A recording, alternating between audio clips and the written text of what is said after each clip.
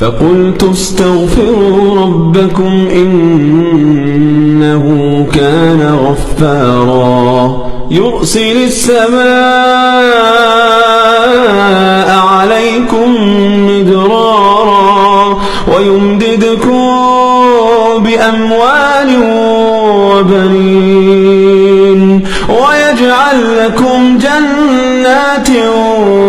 ويجعل لكم أنهارا ما لكم لا ترجون لله وقارا وقد خلقكم أطوارا ألم تروا كيف خلق الله 7 سماوات طباقا وجعل القمر فيهن نورا وجعل الشمس سراجا